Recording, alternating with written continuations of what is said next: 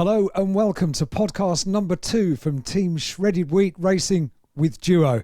And welcome to Donington Park. We've set up a little studio in the Motorbase team headquarters, and we've got plenty to eat and keep ourselves busy for the next 20 minutes or half an hour. Plenty of shredded wheat and Nestle products it's all over the place, isn't it? Yeah, absolutely. Okay, we'll come on to the eating products in a little while, but just to introduce the team, if you didn't see podcast number 1, this is David Bartram, the team boss of Team Shredded Wheat Racing with Duo, Matt Jackson, Luke Davenport and Martin Depper as well. And the first podcast, which we did at headquarters, we asked the team about the plans for 2017 and beyond and their hopes and aspirations. Well, we've had the first 3 rounds now at the local circuit to the team down at Brands Hatch. So we're going to review what happened in 3 rounds of the championship of the Dunlop MSA British Touring Car Championship. And we're also going to be looking forward to 3 rounds this weekend, Easter weekend here at Donington Park, which historically, David Bartram, has been a circuit jolly good for Motorbase. Yeah, I mean, I love Donington personally, and the circuit is normally kind to us. Matt's had some great results here over the years. Brands Hatch is my favourite circuit because it's our home circuit, but it's never that kind to us at the beginning of the year. We always finish up well at the end of the year, but I think because it's at home, you get the pressures of everything that goes with being at home. And this year, I think I'd have preferred to have started somewhere else because we didn't really have the luck to get the weekend under the way I'd like to have done. I mean, Matt had a fairly good race 1, race 2, and then obviously race 3 didn't quite go according to plan. Martin had a really good race 1 considering the qualifying, and then unfortunately ended up with a piece of Mr. Plato's radiator or car in his radiator, and Luke again got assaulted by another car, no fault of his own. So it wasn't the kindness of weekends. I'm sort of looking forward to starting afresh this weekend and saying this is actually hashtag round 1, and we'll see how we go. Starts from here then, Matt. That's what the team boss says.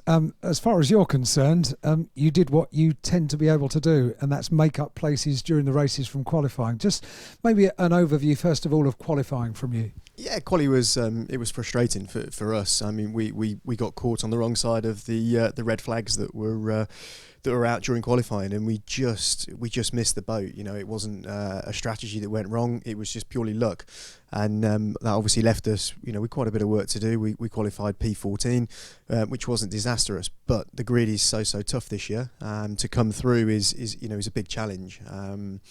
And we managed to do that. Race 1 was good. We came through to 8th. Race 2 we came through to 5th. And then the third one, it was what could have been. It was frustrating, but he could have been a hero. It was close. But you only know one way to drive. I mean, just describe exactly what you did, Matt. Yeah, well, I mean, we're here to win. And I went for a move. We got a great start. Got around the outside of Chiltern for second. And it was just a lot of marbles going into paddock, and unfortunately the car just broke away on the back end and sucked us into the gravel, so it put us at the back of the grid, with a mountain to climb in the race. But we got back through 13th, so for a championship, we need to finish every race. That's what we need to do in the points. We've achieved that. Okay, the points weren't great, but we rescued something from nothing. So it's unfortunate. I think that what could have been would have been great, but would have beens and could have beens don't win championships. There was a roar for the garage because when he went for it, it was like, God, Matt's doing what Matt does. He's going for it. He's daring it. You wouldn't have him any other way, no, would you? I moan at him afterwards, but that's got to be done. But I think it looked like the car had actually held at one point as well, and then it sort of went, and that was it. But when you look at the pace of the car from where he ended up, pretty much last through the pack, the drive was very, very good and very strong. So that was nice to see from the car point of view. Now, you as the team boss have got a headset on. You can hear all 3 drivers. They're in communication. When a situation like happened to Matt, what sort of communication comes from the car? Nothing really. I mean, the first concern is the car's all right, provided he doesn't have to say anything to us.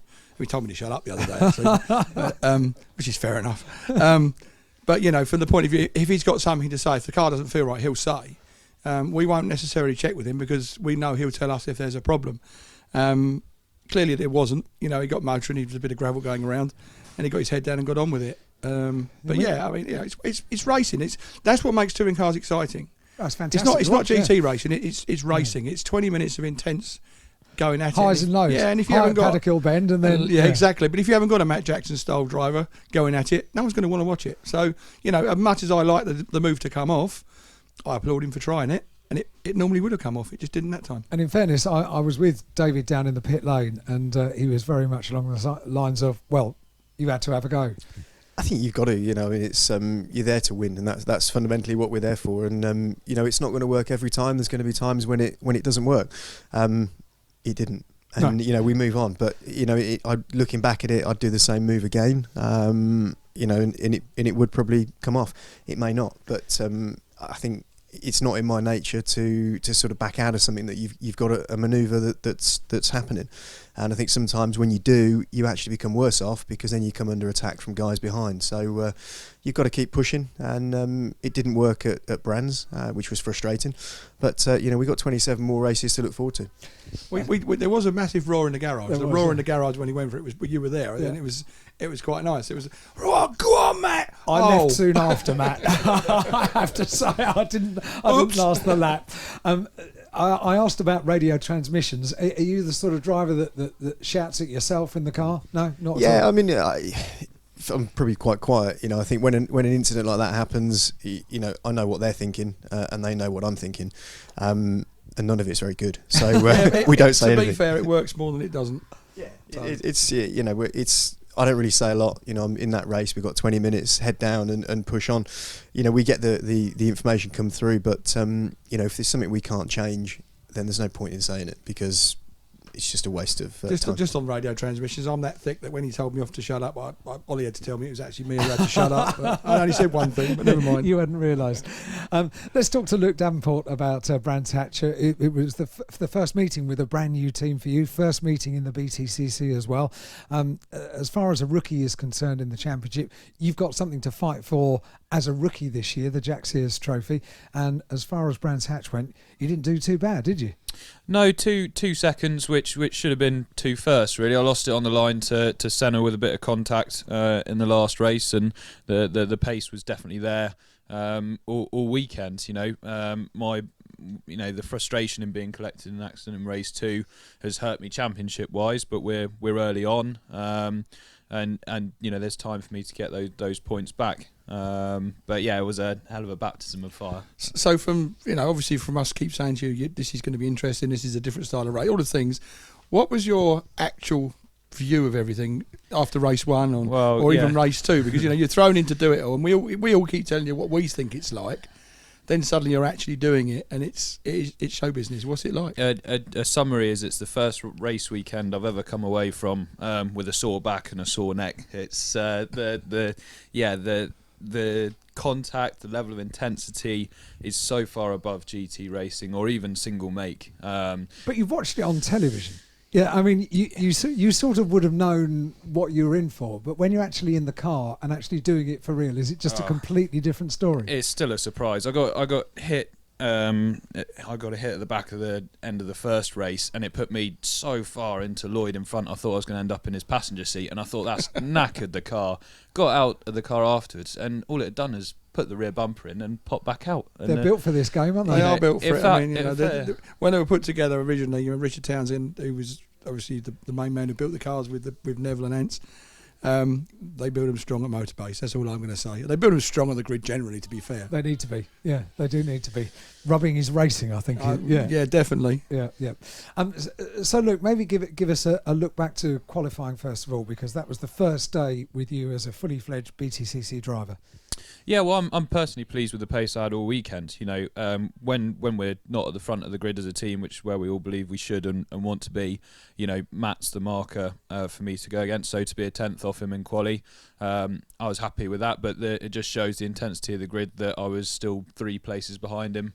And it was weather-wise a bizarre qualifying session, wasn't it?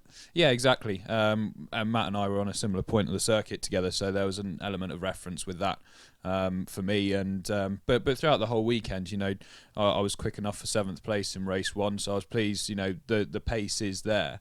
The thing for me is getting my head round the intensity of this, and I've just been going through the footage with my engineer from the races, and it's yeah, it's to no half moves, and as soon as half a gap appears, you can see Martin and Matt in the footage when I'm around them. Half a gap appears and they're through and they're gone. And I need that confidence, and I think settling in at Brands, I think I've got that now, and I'm sort of desperate for Sunday where I can put it into practice. Every day's a school day in British touring cars. That's all I'll say. Yeah, it is a huge learning process. Martin Depper, who is also new to the team but not new to the BTCC, you must remember your first indoctrination into the British Touring Car Championship. There is nothing else quite like the racing that you get in the BTCC. No, there isn't. And just listening to Luke there, brings back lots of memories. And I saw you nodding away. I was nodding off. Everybody that always asks me about touring cars, and the drivers that I know sort of think about it. It's always something that everybody wants to try and aspire to and get into. But I'm forever saying it's a totally different world. It's not the racing that you sort of used to in the various other series that are around the world, really. But it's so addictive, and it really does make you sharper and better at everything you do. So hence why we get addicted to it. I mean, it's true of motorsport in general, but also particularly true of the BTCC. David mentioned it at the start. You've got to take the highs with the lows, haven't you? So if you were happy with the car at Brands Hatch, and you clearly were, you're racing well, and then all of a sudden you get a radiator puncture from somebody else's accident. It's just one of those things, I guess, and you have to roll with it. Well, it is, and that's a good thing about having 3 races across the weekend. It's quite an achievement to sort of achieve all 3 races, because whilst there are certain things within your control, there's a lot of things that happen outside of your control. And it was unfortunate, after my qualifying. I just didn't quite time it right, really, so we didn't get the right lap in. The weather conditions were sort of against us there. But more than happy with race 1. Sort of, I picked them off, and I was really pleased with the car, and we're making progress and looking forward to race 2. And whilst the race 2 start, that was I think that was a first in touring cars, really, with the amount of false starts and then the shenanigans on the start as well as. And I thought I sort of saw what was happening and gave enough room, but again, all the bits that are coming across the racetrack, I was just very unfortunate to collect some debris in the radiator. So as I come round, I wasn't aware of it. They put the red flag out, so I was more than happy to think, right, we're going to get another go here, and we should make progress. Only to then be told by the engineers, unfortunately, there's water coming out the bottom of the car, so it looks like your race is done. So it was a shame, because Martin was absolutely buzzing after race 1. Yeah, he'd had a really good race. He was on the radio at one point saying, "Do I need to make room for Luke?" And actually, he was pulling away from Luke at that one point. And it was lovely to sort of have him ready for race 2, knowing he had such a good pace. And that was a disappointment for us as a team and for Martin, was the fact that he was progressing so well. I think the second race would have been really, really good. And I think you have to keep progressing and hope to get to the reverse grid. And he was on target for everything going the right way. And to get a piece of something off Jason's car through the red was a shame. Martin, hearing you talk as a Motorbase driver, as a team Shredded Wheat Racing with duo driver, it's a new team for you. And the team boss doesn't have to talk at this point. It is a unique team, isn't it? There's a unique sort of bonding atmosphere within the team. How did you find your first weekend with the new team? Absolutely fantastic, really. It's you sort of you look from the outside in, and you can sort of see a little bit about what's going on, but no, to actually be a part of the Motorbase team and Team Shredded Wheat with Duo is it's fantastic, really. I love the atmosphere, I love the team spirit, and just the goal that everybody's pushing for. It really brings everybody together, and I'm loving it so far. As I say, the first weekend, whilst it had its ups and downs for us, I'm sort of carrying that momentum through to this weekend at Donington, and I'm very excited and can't wait to get going, really. I'm eager to continue to sort of demonstrate to David that he made the right choice in bringing me in the team, so I'm very keen. And what about the thoughts of Luke coming into a new team? It really is a unique team here, isn't it? Yeah, it reminded me, actually, I was at work on Thursday morning, and I was trying to flog some industrial unit to a chap on the phone, and he at the end of the conversation he goes, "Oh, good luck this weekend. I always support the Motorbase boys." And that was a random guy. Nice. He had no idea about. Well, we had no discussion about touring cars or anything. Yet he still knew, and your fame spreading already. Yeah, head blew up a bit. The thing is, the major thing I want to know is, did you sell it to him? No. Hence I don't work there anymore. At least you've got support this weekend, which is good to hear. Absolutely. Matt, you know just how unique this team is, and what a nice atmosphere it is within the team, a nice working environment, because you've been here for goodness knows how many years. I think before he answers that question, I think Matt's worked out it's a safe place to bring his mum and dad the weekend and That's leave them. very That's what good it really point, is. my mate. Somewhere to leave Tony on his own, he won't get lost. You mentioned unique, it's certainly that. It's like a care home. It is unique. One of the things that Motorbase do very well is catering. And as you can see, food-based sponsor is very good for food-based Motorbase. sponsor is a very good thing for David Bartram and his team.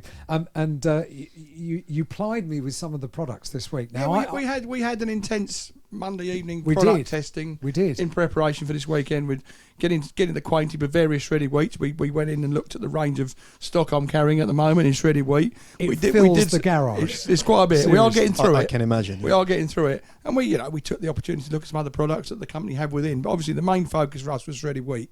And I found a new one. You've I've never got a tried new it before. favourite, haven't I've got you? a new little favourite, the little bite-sized honey and nut. Yes, they've got those. Would you like one there? Fantastic.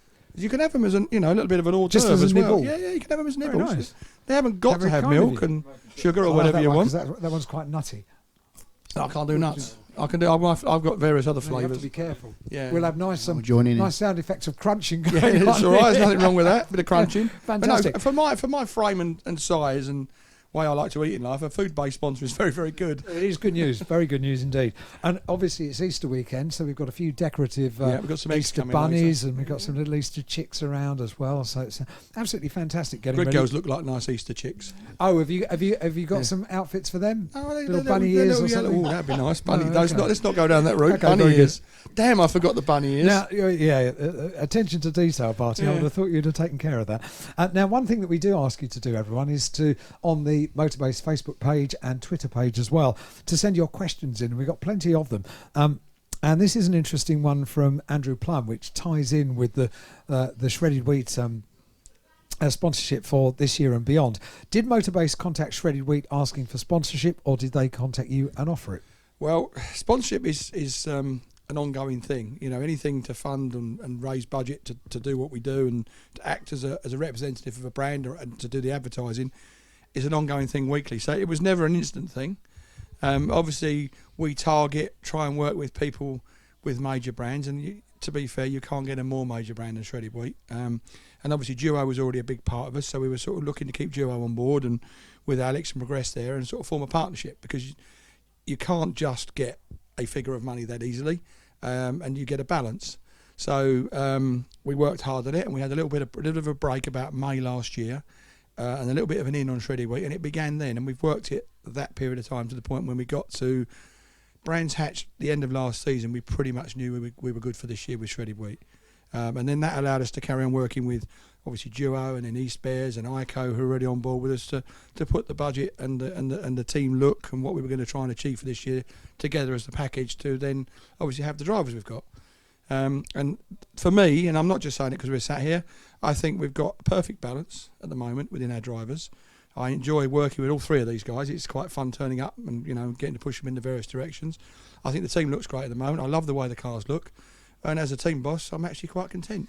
They show up well on telly, don't they? Yeah, you can see them going through the gravel track. So quite do you nice. lot, to be honest. You can see as Matt went through and there was a plume of gravel coming up and dust, and Mr. Palmer's gravel at Brands Hatch, you could still see the yellow. You can still see the cars, yeah, absolutely. Yeah, but you can't. I mean, if you're in the toilet, you know where they all are. You can see the yellow gleaming. This is a sort of podcast that if you're watching rather than listening, you will be do not adjust your sets, because we are very bright. We've got the yellow of shredded wheat, and we've also got some new chairs here in the. I think Barbara thought she bought red chairs for the office in the truck, but they're pink. That's what it looked like on online. Well, I think that's what happens online. I mean, those little bowls I bought, they're little shredded wheat bowls. I thought they were bigger until they turned up, because I like a big bowl of shredded. Well, I was hoping I could get, like we have the bite-sized bowls for Luke, but obviously I like to get the full-size shredded wheats in 3 or 4 a go. Just to explain where we are, Barty, this is in the front of one of your trucks. Yeah, this is in the front of the hospitality truck. This is obviously where the guests are catered for the weekend, the supporters that obviously come along from the various sponsors, it's Shredded Wheat, Duo, East Bears, ICO, and so on and so forth. So this is the private frontal meeting room office, which gets used for everything, and it's become a studio as well now. So I'm quite pleased it's getting certainly used. has. We've quite squeezed diverse. it all in. Yeah, it certainly is multi-purpose. From Facebook, Kath Fardo says, after the first 3 rounds, what have you learnt about the cars, and what are your hopes for the next 3 rounds? Which is going to lead us on to our preview of Donington in a couple of Oh, months. well, I'll start that one. I mean, obviously, there's been quite a lot this winter. I know the car looks the same, but it's not the same. There's obviously different parts of RML we've added this year. Obviously, we had the main parts last year. There's different hubs and so on. The biggest thing we've been dealing with is the tyre. I think from that point of view that the tyre is quite something for everybody. You know, it's been quite a lot of work by all the teams, and then there's different things internally on the car we've done. So there's been quite a few changes to the car, and there's been quite a lot of work involved. I mean, these guys are probably better to sort of tell you how the car feels, but there's been a lot of work behind the scenes. Let's start with Matt. He knows the car better than anyone, I guess. Yeah, I mean, as David said, you know, we run a different tyre this year, and that's across the whole field. And there's a lot of things we've got to learn about that. You know, the drop-off rate, the rate at what it comes in, and the degradation. So it's an awful lot of work, and we've done a good amount of testing. We spent 3 days down in Portugal trying to understand that. The reason we go abroad is to try and get the weather so that we can simulate it, because in February it's pretty grim. In the UK, so you're not wrong. We learned an awful lot from there. But you know, when you get into the race weekends, the temperatures are getting more. There's more of the rubber goes down on the circuit, which grips up, and the more grip you get, the car behaves differently. So we're still in that learning cycle as everybody else is. But that's the thing. You know, everyone looks at the cars as cars the same. Every person in the paddock is not driving the same car as they were last year. And I don't just mean because someone's changed the team. I mean literally the same car that looks the same isn't the same anymore. And the other thing with all the testing and running we did, it was very, very important to welcome Luke and Martin into the team as well. So that was a very important time, you know, whether it be in Portugal or in the UK, for them to get used to the car and the team. As far as Luke is concerned, you're comparing this car to a GT car. There are presumably very few comparisons that you can make. Yeah. Well, it's a load of new things for me. The front wheel drive element as well, something I've never done before. So, but what the pre-season that we had gave me was something now to compare to. And yeah, I'm still learning a lot every day, but I have got some experience now to fall back on, and we're certainly making what was positive is that we made steps forward through the weekend at Brands. I've gone in my own direction with my engineer with our car, and we've got some quite substantial changes that we're bringing to this weekend, and fingers crossed that's another progression.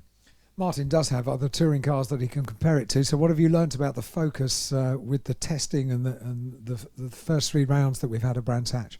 Well, as David says, really, you know, the changes for 2017, all the teams are, whilst the cars are looking the same, as we said, they are different to drive. You know, we're all across throughout the grid experience different things. So my experience with the Civic, touring cars, the driving, the characteristics of the car are just slightly different. But again, some of that difference is because of the other parts that we're obviously now using this year, and of course the change with regard to the width of the tyre. Coming in, whilst it's only a small amount, it's amazing what difference that does actually give everybody throughout the grid, really. And those are the things that we're all work in progress with regard to finding out what works with the types of car that we're actually racing. So I think all teams you've got the same battle on, and that's great for the spectators because they are seeing us all race as normal and race hard. But equally, yes, it's a learning curve, and I think there's a lot of progression still to be made till probably we get to the mid part of the season, really, and we all get a bit more data to play with to sort of find that sweet spot. Well, Brands Hatch was the local circuit to start the season for the team. For the drivers, this one seems to be much more at Donington Park, the local track. Yeah, obviously for Martin and Matt particularly, this is home. I don't know about Luke. What would you class as your local? Snetter Hatch. All circuits should end with the word Hatch. Johnny Hatch. So I love Brands Hatch, but I do love coming to Donington. When I raced, this was probably the first circuit. I mean, we're talking about a long time ago when there was sort of Ford Anglers and tell things people around. what you were racing. The first thing I ever raced was a Ford P100 pickup truck. Oh, wow. And the second circuit I ever raced at was here. Was it really? Yeah, because it was part of the truck package. I used to race on the truck package. So I've actually had the privilege of being driven around this circuit in a Volvo white Robos by George Allen. And I went round with Rod Chapman, some of the legends of the 80s in truck racing. Still got a tie-up with Volvo trucks now? Well, Volvo trucks we have, yeah. I mean, obviously Matt has an existing Volvo deal, and Andy Collett, who's our man from Volvo, still has a tie-up with us, and we all have Volvo trucks. But I started racing in trucks, in baby trucks. Well, I know. And the second circuit I ever came to was here. My first ever race was Snetterton. And I was on the grid, absolutely crapping myself. And I'm sat there, and Jerry Marshall sat behind me in the guest truck. And he didn't do qualifying because he turned up late, so he had to start from the back of the grid. And I remember the lights going red. It was in the old days when you went red and then green. As the lights went red, I looked up and my door mirror disappeared. Because Jerry just came through the middle. And he was after a guy called Keith Holland, who's a friend of mine who was on pole at the front. They were old rivals from yesteryear. And Jerry was gone, and most door mirrors up through the grid disappeared as he went. And I remember going off and thinking, my God. And that was it. That was my first race. That was Snetterton. And I think the second race was here. Wow. And to see the crane of curves in my little pickup truck was quite frightening. And you moved on to saloon racing as well, I moved on to a Sierra Cosworths. I had a Sierra Cosworth. First time I raced that was Brands Hatch in '89. And it was a support race to the World Sports Cars. So I was there, all the Silk Cup Jaguars. And 89, wow. Yeah, it was a long while I was ago. there. Was you? Yeah. How old were you, 2, 3? Little Linfield. I had no idea what I was doing again, of course. Sat with my mum. Oh, blimey. But anyway, that was me in the production saloon car race, the Uni Royal. Wow. And that was a long while ago. Wow. But Were you born at this point, Luke? No, not for a good 10 years. I don't. Oh, right, okay, that makes me feel Me, great. that's not nice, is it? No, those figures don't work. You weren't born in '99. Oh, sorry, 89. Yeah. Maths isn't a strong point. Obviously, no wonder he didn't do that deal on that building. Imagine him working out the square footage a month. How much that'll be? I don't think it was even an industrial unit there. No, this might be a bit of hot news, but we are actually embarking on a little project now to build a new car for me to have a go in alongside Mr. Jackson. Does he know about this? He does, Yes, actually. absolutely. Right, Yeah, okay, yeah. very good. He does, yeah. We're Exciting going to do a bit historic. Watch this space. Watch this space. Fantastic. Watch this space. Breaking news here on the. I'm going to get younger, thinner. I was older, thinner, and faster now. When I was younger, thinner, and faster, now I'm going to be older, so thinner, cool. and faster. You two have been together for so long, so that would be great. He turned to up see. in my truck in 2010 at Silverstone and said we're going to do a deal, and I was sat in my Carrera Cup truck at press day, and that was where it kicked off. That was in 2010. Wow, very good. So, Matt, just with a view forward to 3 rounds here at Donington, earlier on David Bartram said round 1 starts this weekend, essentially. Is that how you sort of see it? Yeah, it needs to. I feel quite confident going into the weekend. We need to be on the podium. We need to open our account. We opened it last year here. We had our first win. The pace of the car is very, very strong. We showed that in race 3 all weekend. At Brands we improved it. I feel pretty confident coming into here. We've just got to stay out of trouble, and that's easier said than done. There's a lot of trouble on this grid at the moment. A lot of trouble. My goodness. Luke, thoughts to build on what you learned from Brands Hatch? Yeah, I think I've got absolute trust that the pace will be there again, and I'm not really concentrating on the lap time as such. What I'm concentrating on is the small bits and the fundamentals of racing in touring cars, getting my starts right. They were a bit of a killer for me at Brands, so that's one thing to get nailed straight away. And then, as we were saying, just these decisive moves and getting the elbows out like a proper touring car driver should. Like a proper touring car, Martin. Obviously, local circuit for you. Friends, relatives, sponsors all coming along to offer their support, are they? Yes, they're all coming along this weekend. So we've got to put on a good show, haven't we? We certainly have. We've got just a couple more questions from Facebook and from Twitter before we bring podcast number 2 to its conclusion. Sean Evans on Facebook says the Focus is getting on a bit now. Any thoughts on what you'll be running next, David Bartram? It's like everything. It's all about money. It's about, obviously from our point of view, we are a true independent. We do build the cars in-house. Ford are not involved with us, so we've no loyalty particularly to Ford, and that's the one thing that the NGTC package does allow. You can move on with your parts and change your shells and so on. I love Ford. I've been a Ford man forevermore. Matt's a Ford dealer. I like to stay Ford. Whether we do or not, I don't know, but there will be changes for next year for the cars. I mean, we've not facelifted them because it's just an expense. It doesn't gain us anything. Had Ford been involved and said, look, we want to help you facelift, yeah, we'd do it. But I don't know the answer to that question right now. If something comes along and we get to build another manufacturer's car, then we'll do it. And you've got a little pocket rocket in your garage.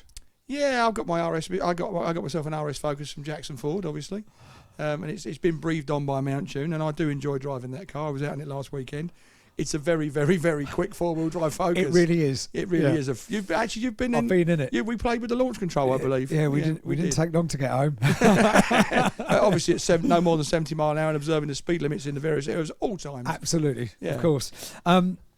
Mike Hopkins on Twitter says, after round 1, who do you see as your biggest rivals for the Independence Trophy this season? Of course, Independence team winners and driver winner last year. I think you've got to look strongly at Adam Morgan this year. Even young Moffat, I think, there's I don't know. It seemed Brands Hatch was a bit.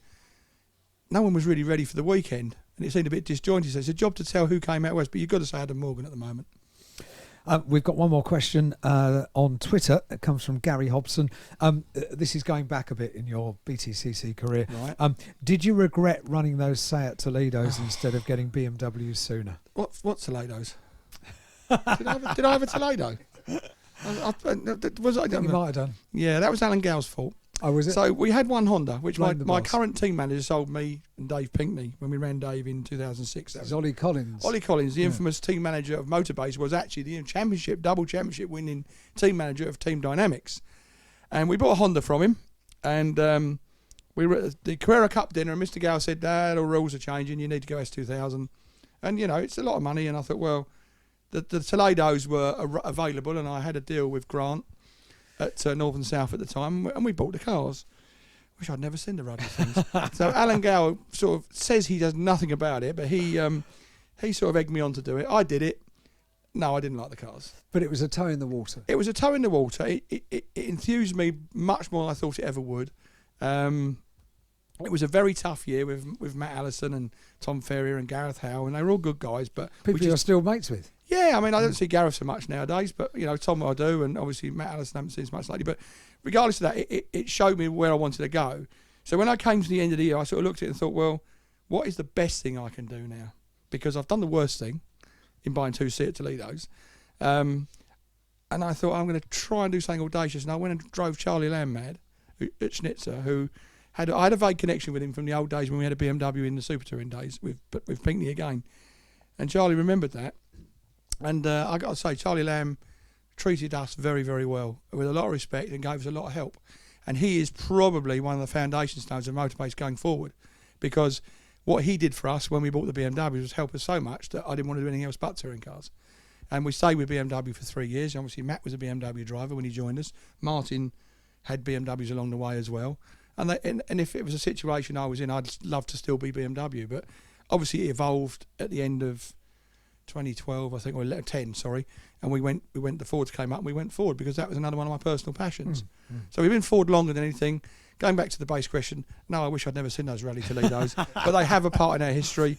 They helped me to get the BMWs, or enthused me to go forward, to prove that I did know what I was doing, because obviously you have such a bad year, you want to put it right. So I went for the best product out there, and it was BMW. Final question before we bring podcast number 2 to its conclusion. It comes from Twitter. It comes from Connor Milner. This is a real short answer to all 3 drivers. Actually, I might put it to the team boss as well. No, you can ask them some questions now. What does each driver do to prepare for a race? Do not give me the answer that you gave me when we practiced this before we went on air. So what does each driver do before you prepare for a race? Matt Jackson, first of all. For me, yeah, I don't do anything different. The dog and gun. You've got to go into every race with an open mind, and for me, it's just a normal day, and we'll deal with the day as it unfolds. Couldn't be any more laid back if you tried. Luke Davenport. Sounds a bit cliche, but I've got a couple of little lines that I always just say to myself in my head that just sort of puts my focus in my head Don't eat too many of the Smarties, and don't eat the orange ones. That's exactly it. Yeah. And what about Martin? Yeah, I like, in the morning, obviously with the pit lane walkabout and everything, it's relaxing for me to sort of mix with all the crowd and everything, and just sort of talk to them, and then when it gets closer to the start of the race, then you start getting into your mental preparation. Really, that's what I do. Martin goes into his truck, and I've seen him in his motorhome. And he's in there, he's got a bunch of grapes, he's crushing all those grapes and ripping those tissues. He's getting the aggression up there, he's ready to go. Well, I do have to ask. And then he's got a mirror, and I won't tell you what goes on in front of the mirror. I do have to ask, how do you prepare? I just do my usual thing, really. I just wind everyone up. It's at that point on a race day, I'm obviously starting to deal more with the guest side of things. It's Ollie's job to deal with the drivers, but we try and keep the spirit high, and we try and enjoy their day, and we're here to do a job, but you must not lose sight of the enjoyment. David Bartram, Matt Jackson, Luke Davenport, Martin Depper, thank you very much indeed. That was podcast number 2 from Team Shredded Wheat Racing with Duo. We wish them luck for rounds 4, 5 and 6 here at Donington Park, and we'll be back with episode 3 very shortly. Thanks for watching. Thanks for listening. Bye-bye.